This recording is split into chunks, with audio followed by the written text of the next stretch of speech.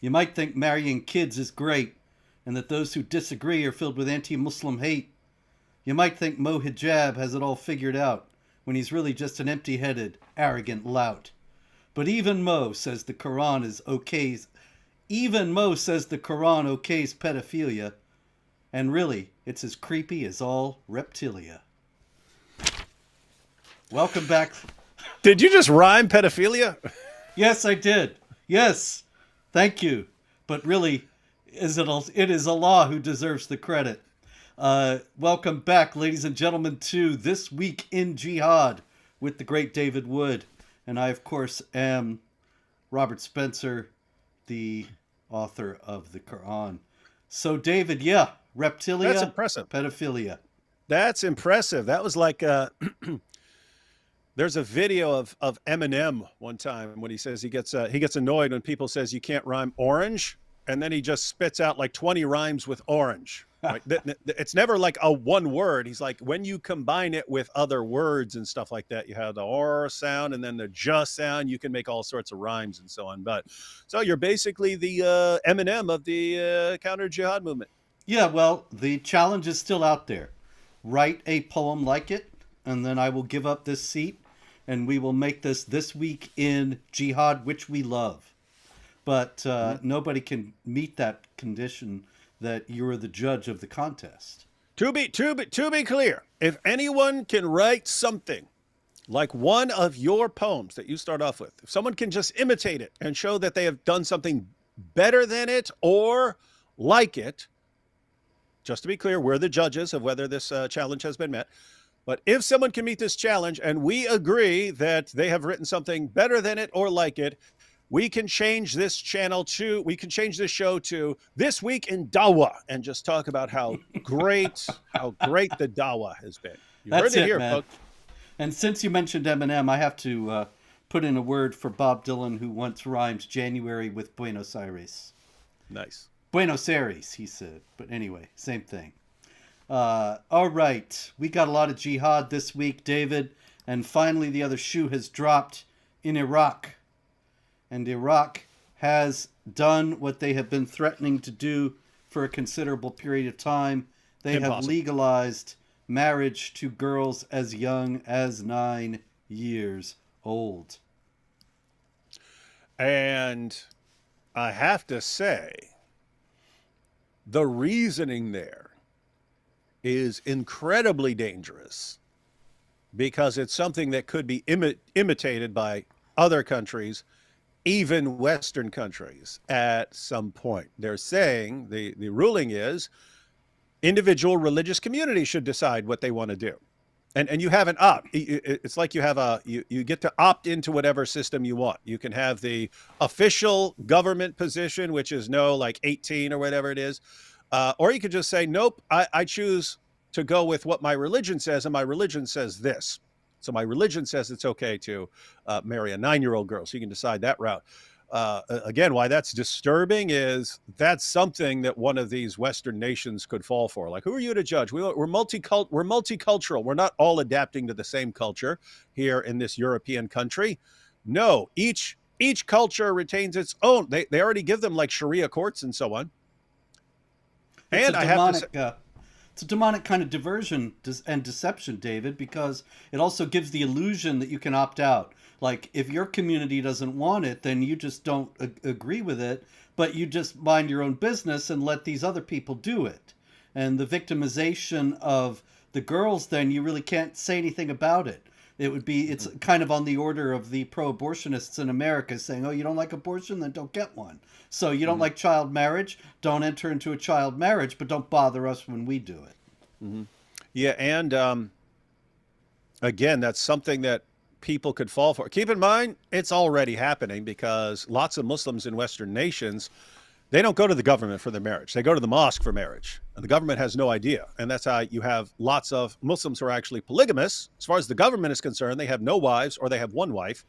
But they have a second wife, a third wife, and a fourth wife that are all arranged just through the mosques. And we've got videos. We've got videos of we've got like Ali Dawah on camera saying that if his daughter starts to menstruate at 9 years old, he'll tell her she's ready to be married. And what's crazy is, as disgusting as that sounds, he's actually still better than his religion, because in Islam you can marry prepubescent girls. Doesn't matter. So he's actually better than his religion. You've got Daniel Hakikachu saying if a girl's 4 years old, if a girl's 4 years old, 5 years old, you can marry. You've got Muhammad Hijab saying that according to the Quran, he would say that because of Muhammad, you might want to be waiting a little longer or something. But he says, according to the Quran, you conclude that having sex with a 5-year-old is halal. He says it's halal. So these are the guys who are running around. And you have these guys, these are the guys who are totally fine with having marriages in the mosque and not being recognized by the government. But you have to wonder, are these guys all passing around their 7, 8, 9-year-old daughters to each other for marriage and so on? So anyway, the point is there are already child marriages going on.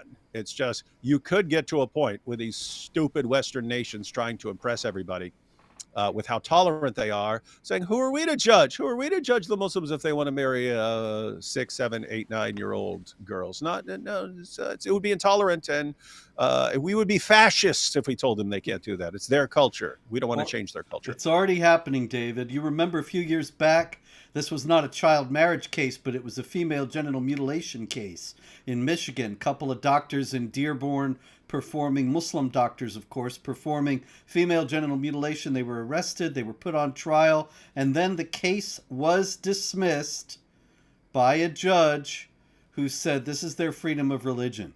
And what was bitterly ironic about it was that that's what their defense was based on.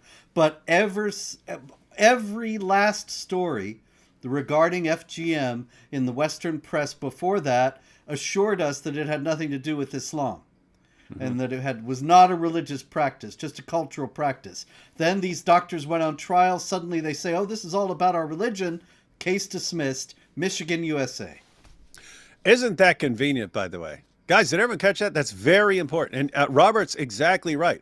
Whenever people in the West, critics of Islam, complain about female genital mutilation in Muslim countries, we got the response, this has nothing to do with Islam. It's just kind of a cultural practice in certain places, but it has nothing to do with the religion. Then, once people in the United States get caught, doctors, for performing female genital mutilation on Muslim girls because their Muslim parents want it, and they get they go to trial for female genital mutilation. The defense comes out, what are you talking about? It's part of our religion. You can't judge our religion. And then case dismissed. Boom. You're right. Part of your religion. And that was in the United States. Now you have the same thing. Yeah, now you have the same thing with child marriage. Part of our religion. What do you... Yep. You can't tell us what to do in our religion. And I got even worse than the Dawa guys here, David. First, of course, this is about the worse than the Dawa guys? I know, hard to believe. Impossible. Okay, here you go. You call me on to the Dawa guys, I'll raise you. The professor of Islamic eschatology and director of Muslim Rights Concern in Nigeria, Ishaq Akintola, who said Islam has no age barrier in marriage, and Muslims have no apology for those who refuse to accept this. I got a member of Saudi Arabia's High Religious Council. There is no minimum age for marriage, and girls can be married even if they are in the cradle. Dr. Salah bin Fawzan. Pakistan's... Wait, what'd you say that Nigerian guy's name was? Ishaq Akintola.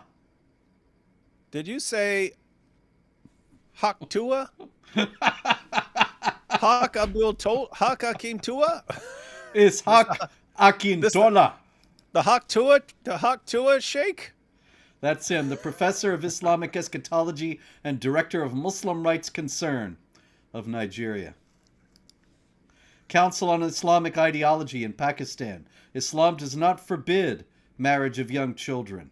The Diyanet in Turkey, the Directorate of Religious Affairs, says under Islamic law, girls as young as 9 can marry. So the Diyanet is actually out of step with Saudi, Nigerian, and Pakistani authorities in saying they have to be 9, when these other guys are saying they can be younger than that. Mm-hmm. Yeah, keep in mind. I mean, as far as the Quran and Hadith are concerned, 9 is not some official age. It's just what Muhammad did, but he didn't say, hey, you have to wait this long or something like that. Uh, the Quran just talks about marrying, having sex with, and divorcing, and then passing on to the next guy, girls, all before the age of puberty, all before they've reached puberty. So keep in mind, you're not waiting for puberty. Matter of fact, that there's a Muhammad Hijab video where he points this out at Speaker's Corner, saying there's nowhere in the Quran where it says you're waiting for puberty. And so he says the Quran specifically refers about marrying and divorcing girls before puberty, and he says you can't go around that. And so he's like warning the Muslims, hey, don't act like puberty is some sort of requirement here. That's why he showed up in the poem tonight. Allah Quite gave an honor that for to him. me. That's right. That's right. Mo, I expect a thank you note in the morning in my email. All right. Oh, Yes. What you got? I just are you familiar with the attack in Germany today? Was that coming up? Yes. Okay, Yeah, as a good, matter good. of fact, Wanted I to was make sure. just going to get to that, connecting it with the one in Israel. Because in Germany, we had just today, we had, this was in Aschaffenburg in Germany. That's a southern city in Germany. 28-year-old suspect from Afghanistan stabbed a 41-year-old man and a 2-year-old boy. Now, meanwhile, before we discuss that, let me just point out that last night, Tuesday evening, in Tel Aviv, a Moroccan national with a U.S. green card named Abdelaziz Kadi, he went on a stabbing spree and stabbed and seriously wounded 4 people aged 24 to 59. Now, he had gone from the United States to Israel, apparently on his green card, solely in order to go on this stabbing spree. So we have a stabbing spree in Germany, we have a stabbing spree in Israel, and of course, as you know, David, we've had stabbing sprees pretty much every week in all the time we've been doing this show. In France, in the UK, in Germany, and elsewhere. So the cops in Germany, you know what they're doing. They're searching for a motive. And they're going to find one, mental health problems. Yes, they are. But what do you think is the deal here? Why all the stabbings? Why is stabbing involved in all this? Well, you have of course commands in the Quran to strike at their necks and so on. So, but really, I think the main reason is, and we've talked about this in the past, but if you go back like 25 years and so on, the goal of terrorist attacks was to have some big explosion. You want to bomb something, and then of course you flying planes into buildings. Remember, after that, you had all these other incidents where people are trying to do stuff on planes and so on. But everyone, all these Western nations amped up their security for things like that. So they made it really hard to bring down a plane. They made it really hard to get bombs because they had informants all over planted in various mosques. And you had all these terrorists who would come along and they get the idea they want to launch a terrorist attack. So what would they do? They start going around, hey, anyone know where I can get a bomb? How do I build a bomb? And they start walking around. And of course, then someone informs the FBI and then they get caught. They get caught. This happened 12 times in a row in New York. So when I was living in New York, I counted 12 attempted terrorist attacks, big one, like trying to bomb the subway and things like that, bomb the bank, and 12 in a row. They caught the guys because they were all guys who ran around. Hey, okay, I'm trying to. They wanted a community. They wanted to get a bunch of people involved to go and launch their attack, to do something big and spectacular. Anyway, after many years of those kinds of attacks failing, you had this other idea that it's better to have a smaller scale attack that can't be stopped than some big one that totally fails. And so then they started focusing on vehicular attacks. Hey, any idiot can jump in a truck and drive into a crowd of people, and knife attacks.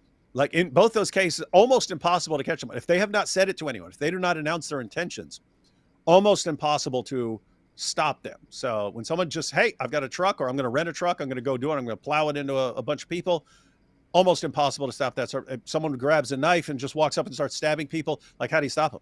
Like, Yeah, very difficult. So they turn their attention to smaller scale attacks that are almost guaranteed success rather than large scale attacks, which at this point are most likely going to fail. And so you're getting lots of knife attacks now.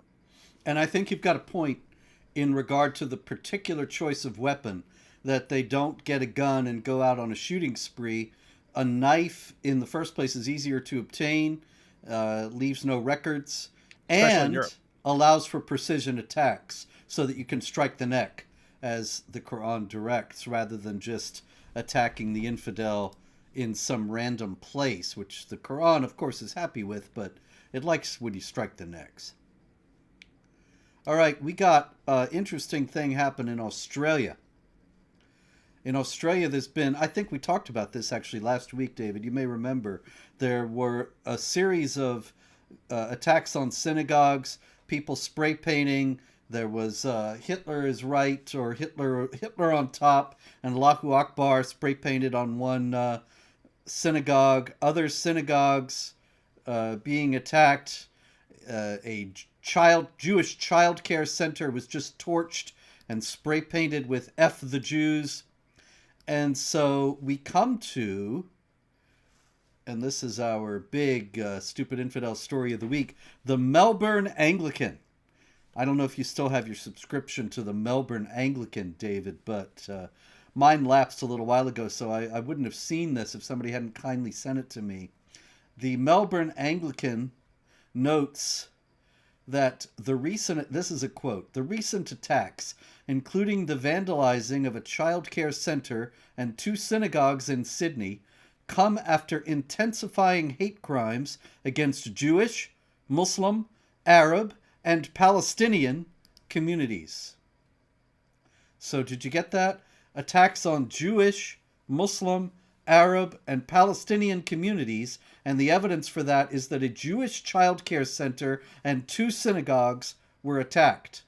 And the Melbourne Anglican says, see, Jewish, Muslim, Arab, and Palestinian people are being targeted. It's all Palestine, Robert. The whole world is Palestine. So everything's about the Palestinians, Robert. Come on. Yes. But I thought it's incredible that Jews are being attacked and victimized as they're being all over the world.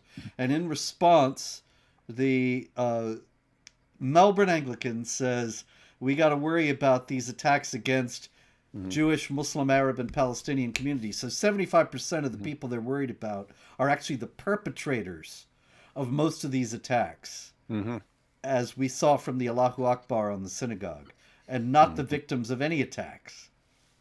Well, Robert, but see, I don't know how you're missing this, Robert, but aren't Muslims the real victims of every Islamic terrorist attack? Because then there's the potential backlash. And so, Robert, if a Jewish childcare place or a synagogue gets attacked, who are the real victims?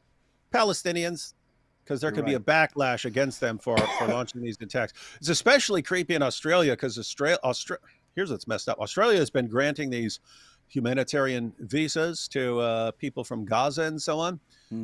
We've seen the people in Gaza. We've seen, like, even in the hostages release, like you had Hamas having to stand there with machine guns to protect the hostages that they are handing over, because they need these hostages to be handed over so that they get their hostages in return.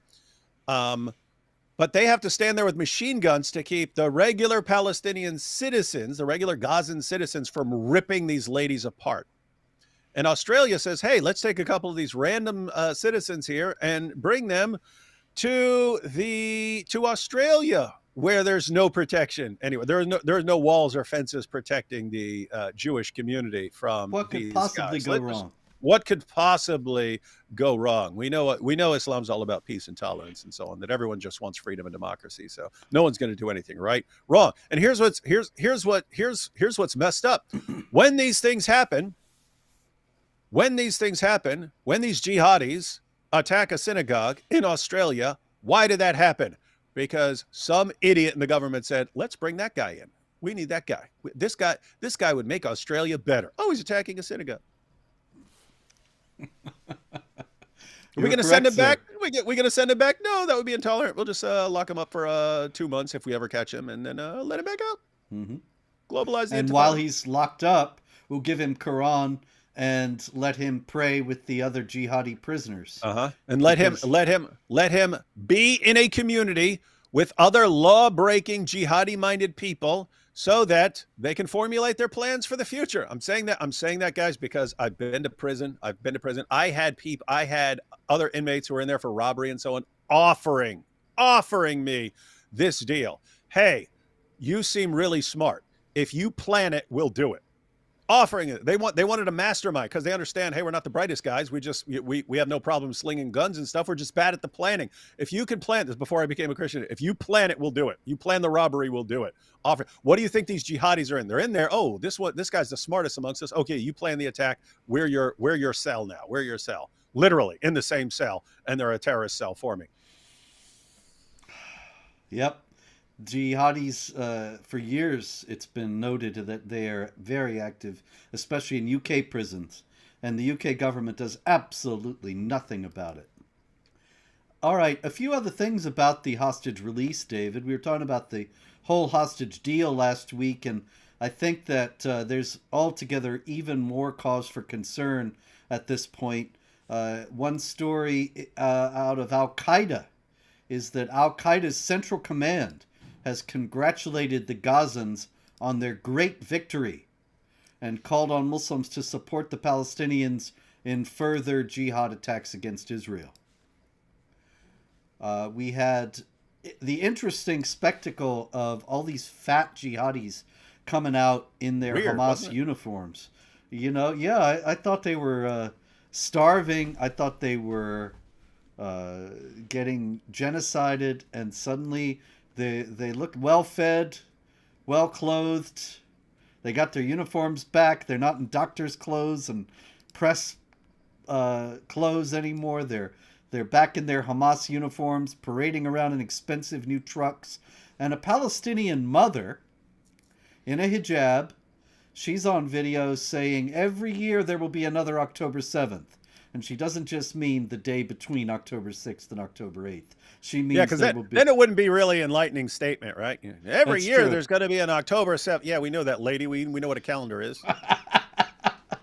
No, she means there's going to be another massacre of the Jews. She says our children will do everything to make sure every year is October 7th. I swear to you, it will happen. So I don't know if they really want peace. I'm just not getting peace vibes here. No, it's not, and that's the rough thing. Unless something happens, something needs to happen. Something needs to happen where these kids are not being raised as terrorists. But Gaza right now is one big terrorism factory. The women are having kids to raise them as terrorists.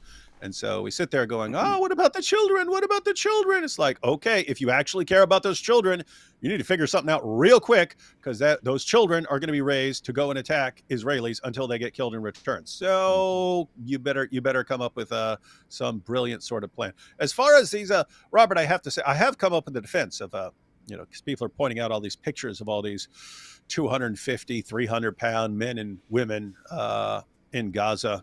You're wondering how bad was this famine really? What if all these people were like 2,200, 2,500 pounds before the war, right? Oh, so maybe for them that they are like, hey, this guy's down to 250, 300 pounds, but he started off at 2,200. So this guy's been starving, living off his own body weight there. So that certainly does explain it. Anyway, we got a new Hamas leader, Khalil al-Hayya. I hadn't heard of him before all this, but I think Robert, why didn't they get someone we've heard of before? Well, I think they're all dead. Oh, that's why. Oh yeah, here, let me check. Except for Khalid Mashal. Hang on, let me check. I got the deck right here. Yep, he's dead. No, he's dead. Dead. You got al-Hayya in there? Dead. Yeah, they're all dead. I'd have to go through the deck, but yeah, they're all dead. Yep. So Khalil al-Hayya says, where is it? Our people have thwarted the declared and hidden goals of the occupation. Today we prove that the occupation will never defeat our people and their resistance. Our people will expel the occupation from our land and from Jerusalem, At the earliest time possible, our enemy will never see a moment of weakness from us. And he said October 7th was a source of pride for our people to be passed down from generation to generation. So we know he wants peace. Idiots. Yes. Isn't it crazy? And here's the thing, like I wonder, are people on that side, so all the college protesters and so on, do they have the basic intellectual ability anymore to see this, right? Because all the pictures that they share are like one starving kid who had a disease. That's why he looked all emaciated and so on. It wasn't and that his he mom was was fat. yeah. So we So have it to wasn't believe that it wasn't lack mom of was food. eating everything and not letting him eat. Yeah, so but they'll show that picture. You see, this is how things are in Gaza. No, it wasn't at all. But they presented it like that. Everyone's just starving. It's a famine. They're all dropping dead for lack of food and so on. Meanwhile, the second you get a ceasefire, they're all cheering in the streets. And so, I mean, think about this. It's we're all dying. It's a genocide. It's an ethnic cleansing. We're starving. Widespread famine. All our kids are dying. All the kids are dying. No one's surviving. There's no food. There's no food here. People go, please, how can we get food to them? How can we get food to them? And then ceasefire. Boom. Ha ha. Suckers. Y'all fell for it. Idiots. We win. Ha ha. And it's like, I hope they get the message for last time that, I mean, they call it Gaza wood or Pallywood for a reason, right? It's all a freaking show. I understand there are bad things happening. It's a war. That's what happens. But these are people who focus, like the main strategy is lying and deceiving people around the world to get some sympathy and so on. But now, I mean, just that instant, if they were smarter, they would have like slowly come out and pretended that they're like run to the food trucks. Oh, we're so starving and stuff. Something like that. Instead, they're just, I can't believe you idiots fell for that around the world. Like, okay, well, next time this happens, I hope, I don't think they will, but I hope people realize that they're being duped next time. But They'll fall for it again. They'll fall for it because they're stupid. Meanwhile, some actually reliable numbers have come out about the casualties in Gaza, and it looks as if the Israeli military has been more successful in limiting civilian casualties than any military in modern warfare, including the United States in Iraq and Afghanistan. And that the civilian to combatant casualty rate is about 1-to-1, which is much better in terms of the low number of civilian deaths massively better than the United States record in Iraq and Afghanistan. Mm-hmm. And the United States better than World War II. Yeah. And the United States makes tremendous efforts to avoid civilian casualties. The Israelis did even more. So this is definitive refutation of all the genocide claims. The numbers are all there. You can read them at jihadwatch.org, and you can get them from Salo Eisenberg, who is with Honest Reporting, a media watchdog out of Israel, or in any case pro-Israel. But you would dismiss the numbers that he's got because he's pro-Israel at your own risk. He's got it exhaustively documented, and it is much more reliable, even on the face of it, than any of the numbers that Hamas came out with, where they would say, for example, like 15 people were killed in the last day, including 20 children. Things like that. And so they were lying all along. Anybody should have been able to see it. I wrote about it not long after October 7th itself, but the whole world bought these bogus numbers. Now you can get some real numbers and some actual documentation, but they don't line up with the haters of Israel and their claims. Nope, definitely not. And so, yep, you are...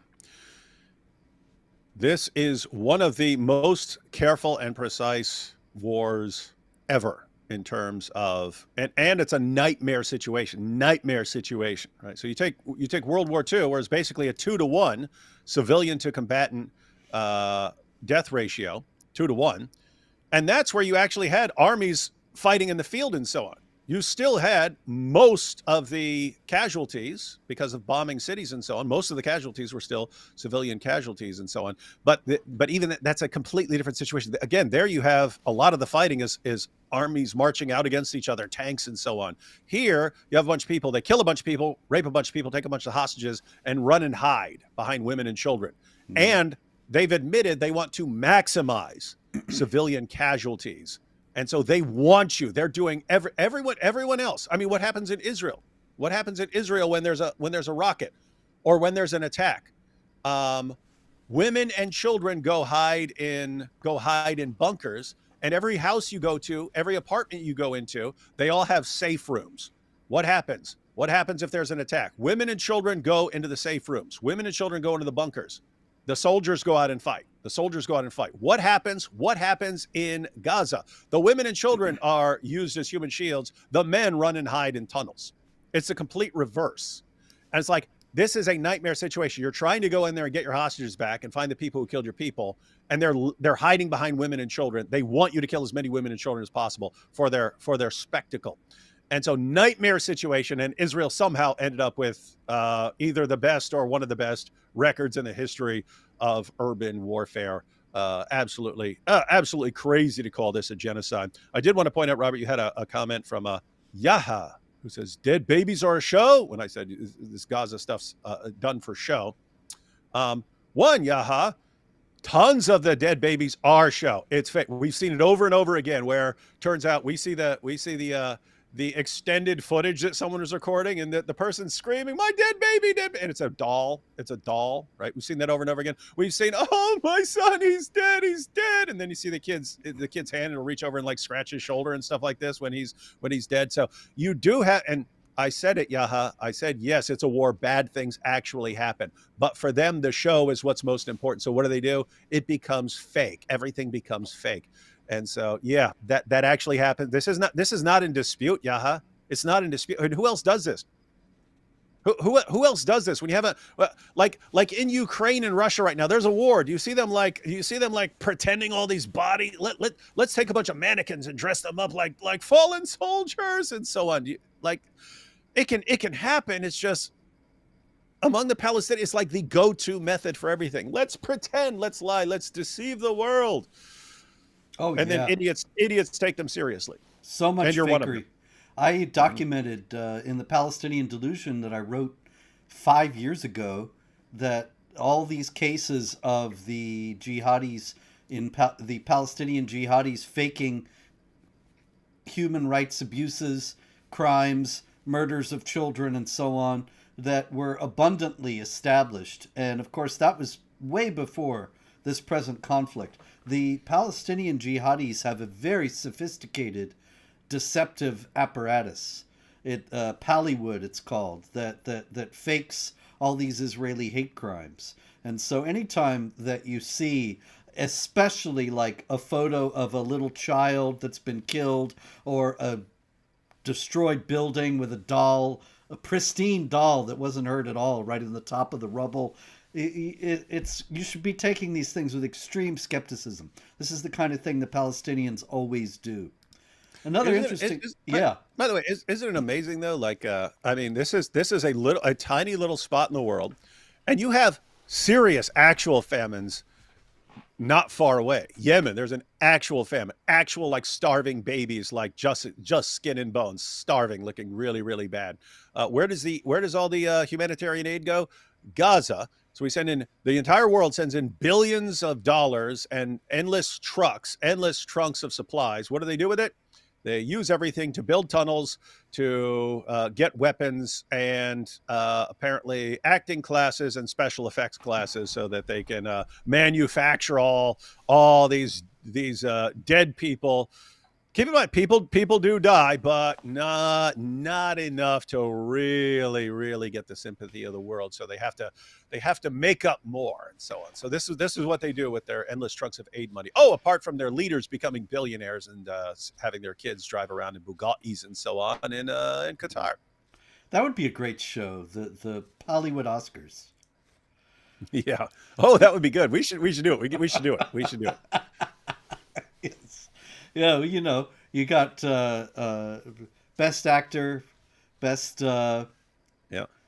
special effects. Lifetime Achievement Award goes to the guy they call Mr. Fafo, Oh yeah, oh who, yeah. who's been everything. In one video, he's a doctor. In another one, he's something else. In another one, he's Mhm. this. And then he's a paramedic. And then he's a lawyer. And then he's this. And then he's And he awesome. was seriously injured and near death, and the next day he was running around again.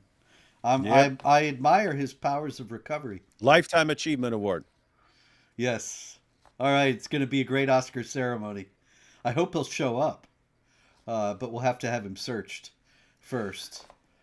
Anyway, another interesting sidelight about the whole Palestinian Jihad and the supposed desire for a ceasefire amid this genocide. Our friend Brother Rashid posted news that Al Jazeera had planned a whole show celebrating October 7th with unpublished footage showing the involvement of Mohammed Deif, the Hamas leader who was one of the masterminds. They had released a promo. They had it all set to go on the day the ceasefire was set to start. And so, in light of that, they suddenly had to postpone it because they didn't want to be glorifying bloodshed and murder when they were supposed to be wanting peace. And so, once again, they're rather transparent about what they do, and the world is so eager to be fooled, nobody called them on it. People do love being fooled. Oh, yeah. All right, a couple of other jihad stories, David. This is more of a stupid infidel story about El Mofaddal in Montauban in France. And he was in the Place Nationale, and that was on October 14th, 2023, a week to the day after the October 7th Jihad massacre. And in this public place in France, he yelled out, "Allahu Akbar, the Jews must be killed." And so he was arrested because that sort of thing is illegal in France. But Weird. he has just been acquitted Oh, this that's good. past week because there was a procedural error in his case, unexplained in the story. Well, pretty straightforward, Robert. Yeah, He's the a Muslim, so he gets a procedural. free pass. He gets a free Right. pass. What are you guys thinking? We're the dimmies here. That's the procedural error. That's absolutely true. He was a Muslim. He's a Muslim migrant. He can do whatever he wants in France. What are they talking about? Here's another one like this, like that. El Bashir Rahmouni. And El Bashir Rahmouni is another new Frenchman. And he's actually from Algeria. And he has been on trial since the 13th of January for rape. On November 7th, 2021, according to this story from La Provence in France, French language story, he allegedly gained the trust of Nayla, a 17-year-old runaway, and took her to a sordid squat in Albania, where, according to the young girl's statements, he raped her with great brutality. Okay, so his lawyer, Mademoiselle, I believe, Saeed Ben Hamed, I don't know, is that what ME stands for? Help me out here, people. ME, is that Madame? Maybe, I think it's Madame, yeah. I'm not sure, though. Anyway, Saeed Ben Hamed says the weight of traditions argue for his acquittal, and that the girl must have consented but could not admit that in front of her family. The weight of traditions means he must be acquitted. What traditions is she talking about here, David?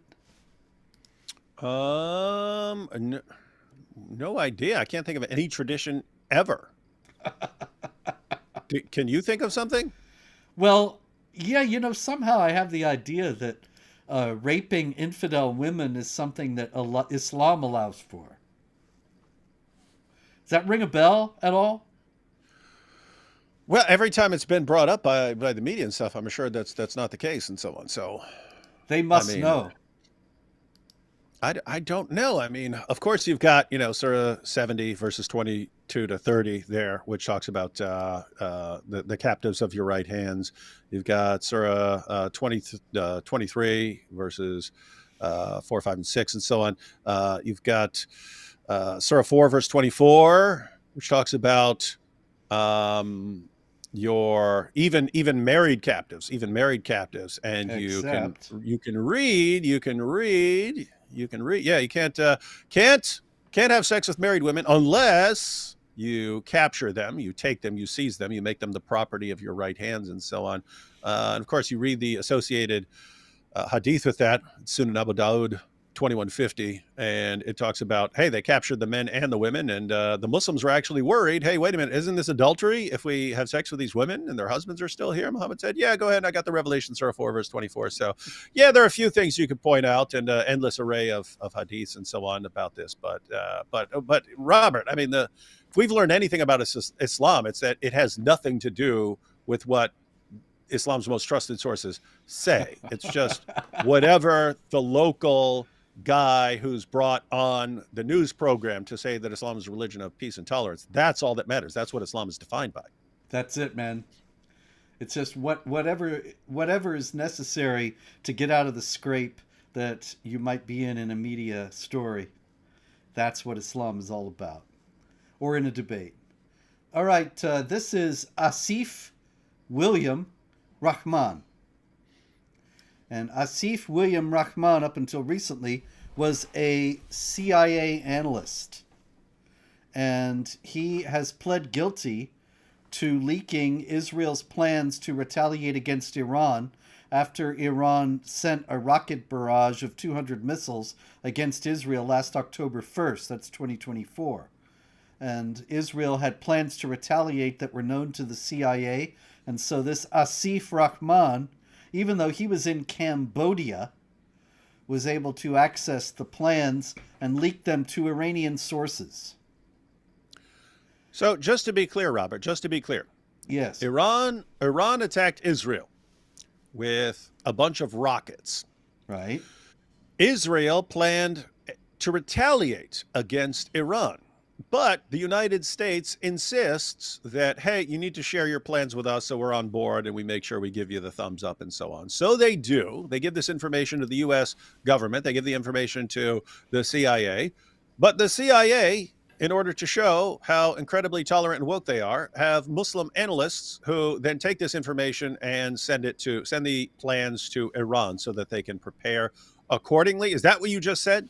That's basically about the size of it. There's just one other thing, one possibility, and that is that his name is Asif William Rahman. And so he may be, people have names for any number of reasons, but it's very unlikely that a Muslim has the name William. And he seems unlikely to be a convert since his name is Rahman. Now, you never know. There's been no background as to his story. But it is possible he could be a Christian Arab. A Christian Arab who loves Islam. Because, as I'm sure you're aware, there are many Christian Arabs who identify, because of the dhimmi mentality, and also Arab nationalism, they have been taught that the Islamic perspective is their perspective as well, and they need to share in all the values and priorities of the Islamic world. So it's interesting, the prosecutor, Troy Edwards, he said that Asif William Rahman, was motivated by ideology, but he didn't say which. And I think it's one of two things, really, that he either is a Muslim and thus was waging jihad against Israel, or he identifies so closely with Islam that he was waging jihad against Israel. But there doesn't seem to be any other possibility. Yeah, so you've pointed out, so he could have the name that could come from a Christian family or something like that. Also, could be one of these situations where Christian woman married a Muslim man, and so okay, we'll name him Asif, and Yes. we'll give him his middle name after your family or something like that. Indeed. So there we have an interesting, whatever the explanation, whether he's a Christian Arab or a Muslim, the fact is that he is clear proof of the fact that our government has no clue. that they're hiring these people to be inclusive and multicultural and diverse, and they are not checking about their sentiments toward jihad because it would be Islamophobic to do so. And this is endangering Americans and endangering our allies. All right, we got to get to many other things here, but this is one. I just got to show this guy's picture because he's such a handsome fellow. That is Axel. That's a dude? That's a dude. That's Axel Rudakubana.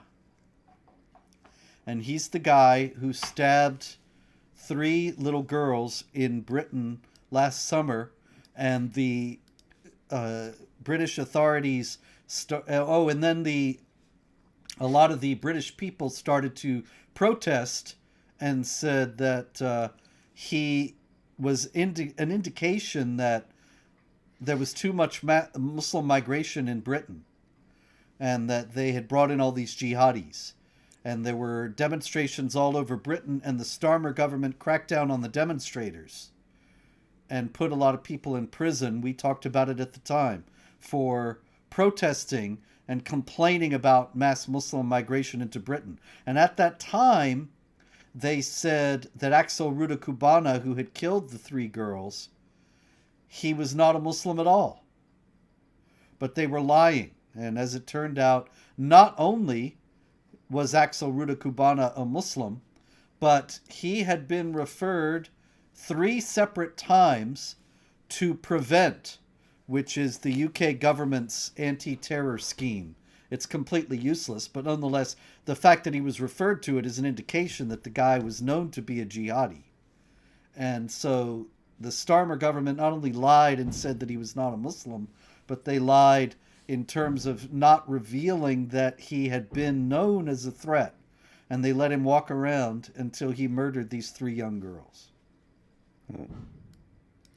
Good old Keir Starmer. That's a great politician there. He's basically the Winston Churchill of opposite world. Indeed. Oh, quick comment here. Nabil Hantuli says, they destroyed the 3rd old church in the world in Gaza, and you still support Israel. And then a laughing emoji. Damaged the church. And why did they damage it? Why did they damage it, Nabil? Because that's where Hamas hides. They do it. They use Christians. They use churches. They use women. They use children as human shields. Why? Because they want, when the counterattack, when the retaliation comes, they want to kill Christians. They want to damage churches. They want to damage hospitals. They want to kill women. They want to kill children, so that they can go out and say, look what they're doing. They won't come out into an open field and fight. If you're talking about churches, I mean, Robert, my goodness, how many churches were destroyed when the UK was bombing Dresden? How many churches were bombed by Germans when they're bombing London and so on? Lots. There are churches where they've preserved the damage that was done to their church by the German bombings. That sort of thing happens. What do you say here? Say, okay, what's the cause? What's the cause of this church being damaged in this situation in Gaza? Well, mainly these Hamas guys going over there, slaughtering a bunch of people, raping a bunch of people, taking a bunch of hostages, and then running and hiding there. That's the cause. So who's to blame? Exactly. We're against the people who are mainly to blame there. It's just incredible, the lies these people tell all the time. Lies, everything. Lies, manipulation, every step of the way. It's pathetic, and shame on us for not being gullible morons who fall for this nonsense. Speaking of gullible morons, here's Omer Chifchi. Yeah, AP would know how to say the guy's name. Somebody was asking, why don't you have AP on the show? David and I have been doing this show for years. That's right, I did just a few weeks ago. But David and I have been doing this show for years. We just do it. AP does his thing, and we love AP, and did the show with AP a few weeks ago when David was elsewhere, and I'm sure I will be talking to him again soon. But ordinarily, anyway, we don't need any mule-brained agnostics on this channel. Okay? Well, let's see. This is only an hour-long show, and it gets to be a little bit crowded if you have more than one person, whoever it is. But in any case, We love AP. If you're trying to stir something up, there ain't nothing to stir. Omer Chifchi, though, he would know how to say that, so that's one reason why he should be here right now. But in any case, this is a brigadier general. He is a longtime Al Qaeda operative out of Turkey, and now he has been promoted to brigadier general by the new Syrian government. So it's interesting to note that the Syrian government is led by Ahmad al-Shara, who is an old, long-standing Al Qaeda and ISIS leader who has taken off his fatigues and put on a suit and tie. And they're saying they're moderates and he rejects jihad and he wants to establish a pluralistic society. But meanwhile, he just appointed this guy, a long-standing jihadi, promoted him to the rank of brigadier general in the Syrian army. And so I'm kind of tending to think that this is the yet another indication of deceiving the infidels. And the infidels are once again so happy to be deceived. And here's the thing, Robert, because it's always the problem with Islam's interactions with the West. You have Muslims who don't want to harm you, who don't want to hurt you, that don't want to subjugate the world and so on. If you ask them, hey, what do you support? They'll be, no, we support freedom and tolerance and so on. They would say this. And there are Muslims who actually believe this. But guess what? If you're a Muslim who actually wants to subjugate and slaughter us and so on, what are you going to say in the West? You're going to deceive us. You're going to say, no, we believe in tolerance and freedom. And you're going to say the exact same thing, right? Because deception is a key tool in the jihadis' tool belt. So that's a problem, right? A Muslim can tell you, hey, Islam is all about peace and tolerance. He might believe that, and he might want to kill you. He's going to say the same thing either way. And now you have leaders and so on taking over areas, and what do they say? Oh, look, we're not wearing that jihadi outfit anymore. We're wearing a suit because we've changed, and now we believe in all the whatever you believe in. That's what we believe. And guess what? If people do actually change, it does happen. So if they've actually changed and mellowed out, they're going to be saying this. If they want to kill you and they just realize we want to last longer than our predecessors did, so we need to pretend, at least until we're established and we've consolidated power and so on, and we can function, we need to pretend for now. They're going to be saying the exact same thing. And so, yep, need to be a little bit suspicious when they say, oh, yeah, we've changed. You may have changed your methods. You may have legitimately changed, but you may have just changed your tactics and realized you need to pretend. You need to play dress up for a little while. And the wild thing about it, David, is that it's like offensive in the West to say that somebody might be lying.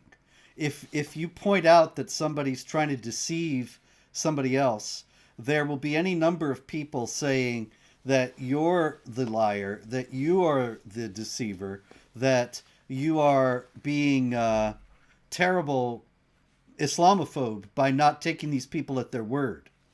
And a lot of people wear it as a badge of honor that they're fooled by these deceivers because they wouldn't want to dare look Islamophobic by being skeptical about them.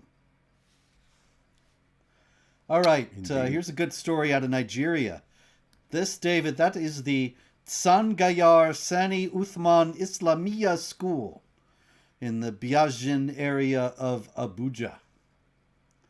And it just was the site of an explosion, and 2 people were killed at the school. This tragic incident took place on a Monday at about 11 o'clock. And what happened was 3 men visited the Islamic school and they brought a bomb with them.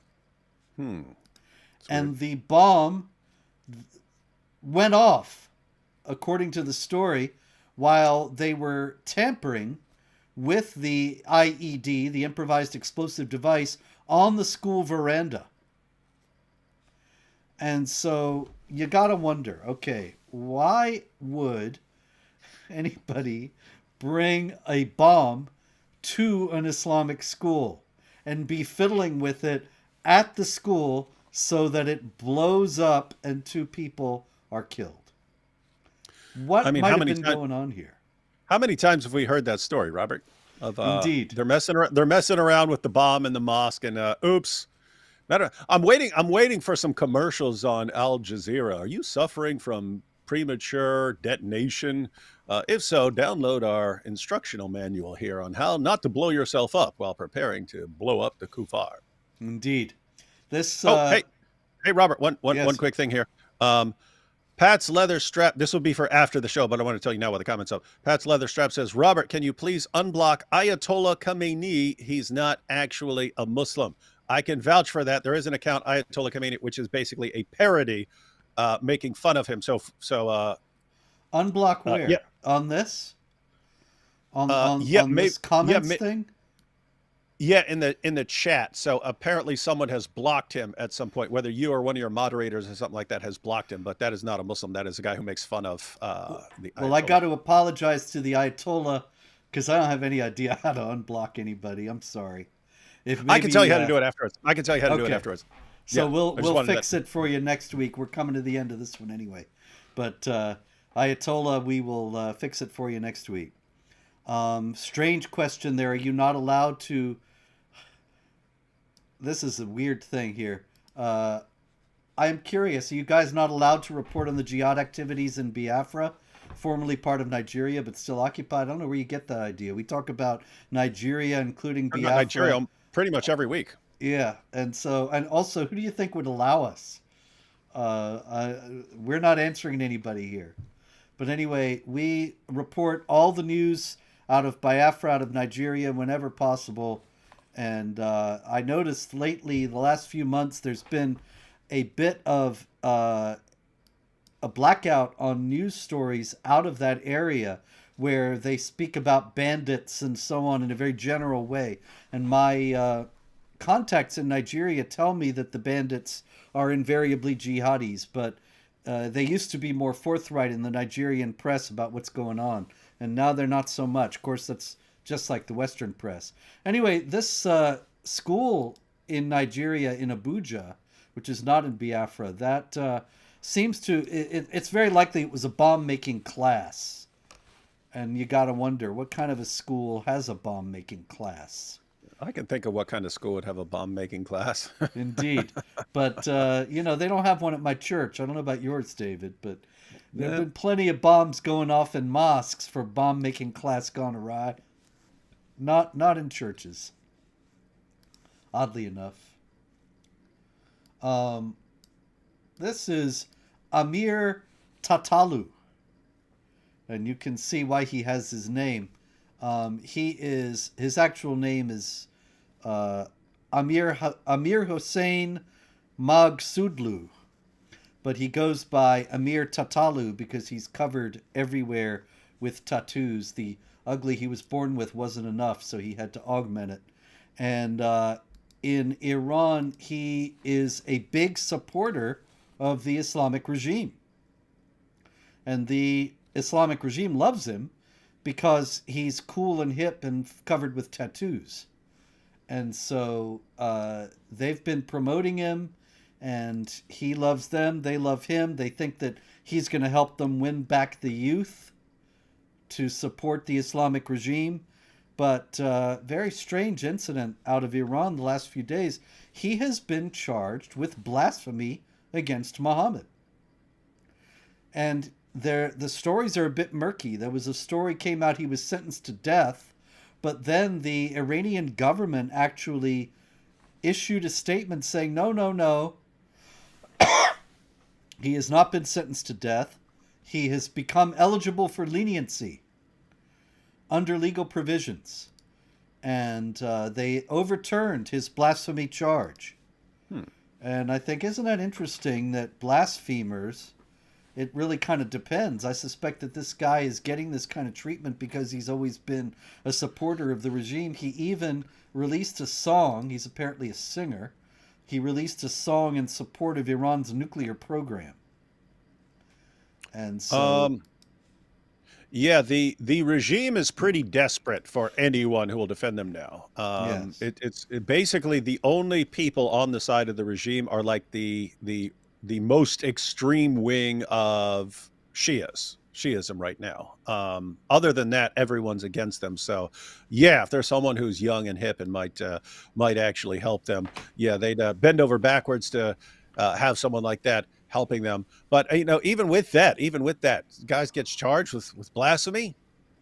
Is it a crime for making fun of a child molesting, murdering rapist? Is It this is in something that Iran. people should get locked up? You got the most obvious false prophet in history. You should give him a medal for making fun of Muhammad. Indeed, but I wonder. No story that I was able to find anyway said anything about what he said, and I wonder why would a guy like this who loves the Islamic regime blaspheme against Muhammad? Very strange story. If anybody So, has hey, any more information on it, please email me at director@jihadwatch.org. But anyway, go ahead. just to be clear, since we don't know what the guy did, he could be in trouble for calling Muhammad a pedophile, let's say, a Could be. child molester, a mass murderer. He could have said, "Hey, Muhammad's a mass murderer and a rapist," right? He could have said, Yep. "Hey, what's up with this guy Muhammad taking the wife of his own adopted son after causing the divorce by lusting after her?" Could have said that, right? Could have said, "Hey, what's up with this guy Muhammad torturing a man, having his followers light a fire on his chest, then chopping his head off, and taking the guy's wife back to his tent, and then banging her while one of his soldiers stands guard in case she decides to kill that sort of guy." So he could have made fun of Muhammad for delivering a revelation saying, "Hey, if I'm a false prophet, Allah will punish me by severing my aorta," and then he dies saying, "I feel my aorta being severed." So he could have said that, right? That He could was have said any of this. that was just so perfect, so beautiful. But anyway, yeah, he could have just said anything out of Muhammad's life. You want the details, friends? See Muhammad, a critical biography. You'll get all that and more. Any case, there's lots more jihad, David, but we've had quite a lot today. Democratic Republic of the Congo, 53 Christians murdered in one day in two separate jihad attacks. Many, many others of that kind going on. For full details, see jihadwatch.org, and God willing, we'll be back here next week. Until then, pray, hope, and don't worry.